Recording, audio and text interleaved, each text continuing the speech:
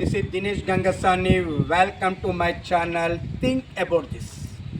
గత కొన్ని రోజుల నుండి తెలంగాణ వ్యాప్తంగా మరీ ముఖ్యంగా గ్రేటర్ హైదరాబాద్ పరిధిలో కబ్జాదారుల గుండెల్లో చెరువులు కుంటలు ఆక్యుపై చేసుకున్నటువంటి కబ్జాదారుల గుండెల్లో రైళ్లు పరిగెత్తిస్తున్నటువంటి హైడ్రా గురించి మనం మాట్లాడుకుందాం. హైడ్రా దీనికి కమిషనర్గా రంగనాథ్ను నియమించడం జరిగింది. ఈరోజు హైడ్రా వచ్చేసి ఎప్పుడైతే అది ఫామ్ అయిందో ఆ రోజు నుండి ఈ రోజు వరకు అక్రమ కట్టడాలపై కొరడా చూపిస్తూనే ఉంది. దాన్ని ఒక సామాన్య పౌరునిగా, ఒక తెలంగాణ వాదిగా హైదరాబాద్ కబ్జాల నుండి కాపాడుతున్నందుకు హైడ్రాను నేను అభినందిస్తున్నానండి. కానీ ఇక్కడ రంగనాథ్ గారికి నా ఒక చిన్న సూచనను, ఒక చిన్న హెచ్చరికని, ఒక చిన్న వినతిని చేయాలనుకుంటున్నాను. ఏంటి ఒకేసారి ఇన్ని చేయాలనుకుంటున్నారా? కానీ ఇక్కడ మనం చెప్పుకోవాల్సినటువంటివి చాలా ఉన్నాయండి. చూడండి మిత్రులారా, యాక్చువల్గా మన గ్రేటర్ హైదరాబాద్ పరిధిలో 2014 కంటే ముందు, అంటే తెలంగాణ ఏర్పడక ముందు ఈ గ్రేటర్ హైదరాబాద్ పరిధిలోనే కొన్ని వేల చెరువులు ఉన్నట్టు రికార్డులో ఉందండి. మామూలుగా కాదండి, నియర్ బై 7,000 చెరువుల వరకు ఉన్నట్టు రికార్డు. 2014 వచ్చే వరకు అవి 169గా, మొన్న రిపోర్ట్ ప్రకారము ఓన్లీ ఒక 50 చెరువులు ఉన్నట్టుగా రికార్డులు చూపెడుతున్నాయండి. అంటే కొన్ని వేల చెరువులు హైదరాబాదులో కబ్జాకు గురయ్యాయి. మరి ఈ వేల చెరువులను కబ్జాకి గురి చేసినటువంటి వాళ్ళని, ఆ కబ్జాలు చేసినటువంటి ప్లేసెస్లో ఇల్లులు కట్టడానికి పర్మిషన్ ఇచ్చినటువంటి ఆఫీసర్ల పైన ఈ రంగనాథ్ గారు హైడ్రాతో చర్యలు తీసుకుంటారా అనేది ఇక్కడ చాలా అనుమానాలు తలెత్తుతున్నాయండి. సార్ రంగనాథ్ గారు, మీరు చేస్తున్నారు, ఈరోజు మీరు కన్వెన్షన్ కూలగొట్టారండి. దానికైతే నేను చాలా చాలా సంతోషంగా మీకు అప్రిషియేట్ చేస్తున్నాను. రియల్గా 2014 కంటే ముందే కొన్ని వేల చెరువులు మన హైదరాబాద్లో కబ్జాకు గురయ్యాయండి. మరి ఈ కబ్జాలలో ఎక్కువగా ఎవరున్నారు అని ఒక్కసారిగా ఆలోచిస్తే తెలంగాణ వాళ్ళుగా, తెలంగాణలో ఉన్నవాళ్ళు, తెలంగాణ ప్రాంతానికి చెందిన వాళ్ళు ఈ కబ్జాలు చేసిన దాంట్లో ఉంటే నేను చెప్తున్నానండి, ఒక 25% ఉంటుండొచ్చు అనుకుందాం.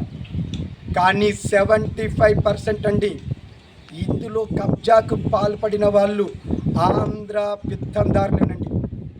మనం ఈరోజు రాజకీయంగా, పారిశ్రామికంగా, సినీ, ఇంకా ఇతర ఏ రంగాలలోనైనా సెలబ్రిటీలుగా చెప్పుకుంటున్న గొప్ప గొప్ప వాళ్ళు, రియల్ ఎస్టేట్ రంగంలో కూడా కానివ్వండి, వీళ్ళ చేతుల్లోనే 75% ఈ చెరువులు కుంటలు కబ్జాకు గురయ్యాయి.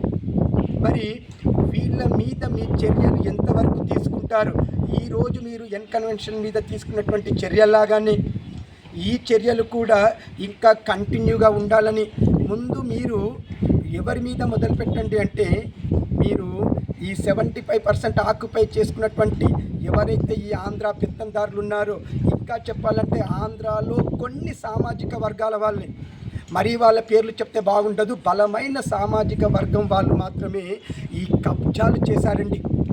ఈ రియల్ ఎస్టేట్ రంగంలో ఉన్నటువంటి చాలా మటుకు తెలంగాణలో ఉన్నది ఎంతమంది అండి? ఓన్లీ కొద్దిమంది మాత్రమే.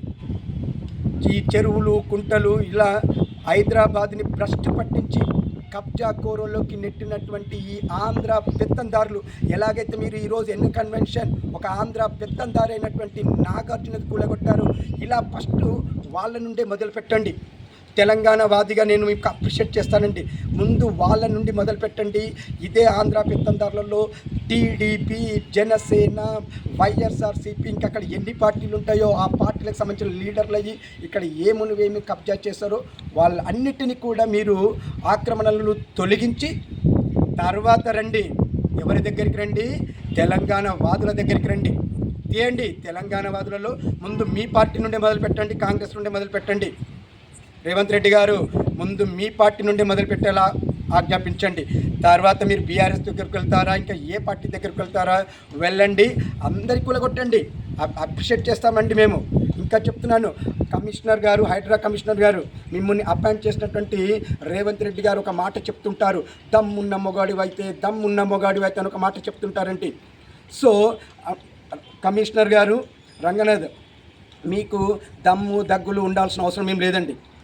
జస్ట్ మీరు ఎవరికి భయపడకుండా మీ పవర్తో, మీకున్నటువంటి రైట్స్తో, మీకు ఉన్నటువంటి అధికారాలతో మీరు ముందుగా చేయాల్సింది, ఇప్పుడు చెప్పాను కదా, ఆంధ్ర పెత్తందారుల చేతిలోనే ఈ సగం కబ్జాలు అయ్యాయండి.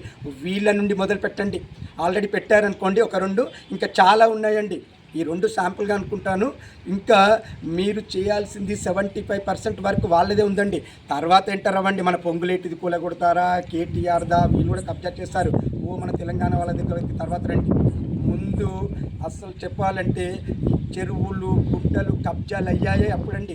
2014 ముందు ఎన్ని వేల చెరువులు ఉంటే 2014 వచ్చే వరకు ఎన్ని ఉన్నాయండి? 169. అంటే కొన్ని వేల చెరువులు, గుంటలు ఎవరు కబ్జా చేశారు? మనం సెలబ్రిటీలుగా చెప్పుకునే గొప్ప వాళ్ళు ఈరోజు చూడలేదా నాగార్జునది? ఎప్పటి నుండి ఉందంటే దానికి సంబంధించి ఇలా నాగార్జున ఒక్కడే కాదండి, ఇలా ఎంతోమంది సినీ రాజకీయ పారిశ్రామిక ఇంకా ఆటలకు సంబంధించి ఎంతోమంది ప్రముఖులు, ముఖ్యంగా 75% వాళ్ళే ఉన్నారండి. ఇది వాస్తవం కాదా? ఒక్కసారి అడిగి చూడండి. ఒక తెలంగాణవాదిగా మరీ చెప్తున్నానండి, ముందు మీరు వాళ్ళ నుండి స్టార్ట్ చేయండి. వాళ్ళ నుండి స్టార్ట్ చేసి ఒకటిగా చర్యలు తీసుకోండి. 7,000 చెరువులు పైచిల్కని చెప్తున్నాం కదా, ఈ 7,000 చెరువులను మీరు కాపాడగలిగితే తిరిగి నేనుగా ఒక సామాన్య తెలంగాణవాదిగా నేను మీ కాళ్ళ దగ్గర పాదాభివందనం చేయడానికి కూడా నేను సిద్ధము. రంగనాథ్ గారు, ఒక తెలంగాణవాదిగా మరీ చెప్తున్నాను, మీరు మీ పవర్స్ని యూజ్ చేసి మీరు ఇంకా కావాలంటే అడిగి తీసుకోండి. రేవంత్ రెడ్డి గారు, మీరు ఇంకా అతనికి కావాల్సిన పవర్స్ ఇవ్వండి. కానీ ఈ హైడ్రాని ఒక హైడ్రామా కోసం అన్నట్టు నడపకండి. ఇప్పటికీ చాలామందికి ఇందులో అనుమానాలు రేకెత్తుతున్నాయి. రేసు గుర్రం సినిమాలో కిల్బుల్ పాండే ఒక పార్టీ లాగానో ఈ హైడ్రా కూడా ఇలానే పనిచేస్తుందన్నట్టు చాలామందిలో అనుమానాలు ఉన్నాయి. కానీ ఈ అనుమానాలు నివృత్తి చేయాలంటే మీరు మొదలుపెట్టిన ఆపరేషన్ని ఆ 7,000 చెరువులని తిరిగి పునరుద్ధరించేంత వరకు కంటిన్యూ చేస్తేనే ప్రతి ఒక్కరికి నమ్మకం కలుగుతుందండి. ఇది మీరు చేస్తారని ఆశిస్తున్నాను. చేయకపోతే మాత్రం దీని యొక్క దుష్పరిణామాలు చాలా ఉంటాయి. ఎందుకు చెప్తున్నాను అంటే, మీరు మొన్న స్టార్ట్ చేసినప్పుడు చూశానండి, ఓరో స్పోర్ట్స్ వ్యాలీ ఇలా చేశారో లేదోనండి. మరి అది ఎవరిదండి? పల్లం రాజుకు సంబంధించిన వాళ్ళది. ఇలా వెళ్ళేశాడు పల్లం రాజు. ఎక్కడికి వెళ్ళాడు? ఢిల్లీకి వెళ్ళి రాహుల్ గాంధీ కంప్లైంట్ ఇవ్వడము, రాహుల్ గాంధీ మిమ్మల్ని పిలవడము. అంటే ఇలా పిలవడం, మీరు ఢిల్లీకి వెళ్ళారు. కానీ సామాన్య పబ్లిక్ ఏం తెలుసు అంటే, మీరు ఢిల్లీకి వెళ్ళింది రాష్ట్ర ప్రయోజనాల కోసం అనుకున్నారేమో, కానీ పల్లం రాజు ఇచ్చినటువంటి కంప్లైంట్ని బేస్ చేసుకొని మిమ్మల్ని ఢిల్లీకి పిలిచారని అతి కొద్ది మందికి మాత్రమే తెలుసు.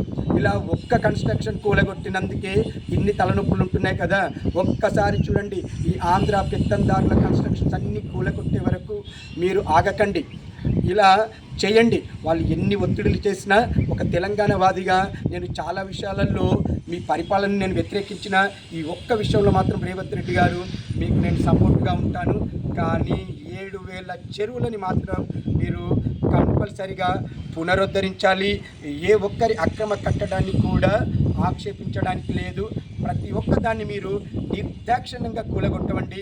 ముందు మాత్రం ఆంధ్ర వలసవాదుల నుండి స్టార్ట్ చేయండి. మరీ ముఖ్యంగా నీ గురువు చెందుతున్నటువంటి చంద్రబాబు నాయుడుకు సంబంధించినటువంటి సామాజిక వర్గము, ఇక బలమైన సామాజిక వర్గం వాళ్ళే కూడా చాలా ఉన్నాయండి. తర్వాత కాపు వాళ్ళే కావచ్చు, క్షత్రియ, ఇలాంటి ఎంతోమంది ఉన్నాయండి ఆంధ్ర పెత్తందారులకు సంబంధించిన. ఇక్కడ ముందు వాళ్ళది మొదలుపెట్టండి, తర్వాత రండి మన తెలంగాణ దగ్గరికి. ఆల్రెడీ చెప్పాను కదా. సో హైడ్రామా లాగా మారొద్దని నేను కోరుకుంటున్నాను. సో హైడ్రా చేస్తున్నటువంటి పనులకి నా వంతుగా నా సపోర్ట్ ఎప్పుడుగా ఉంటుంది.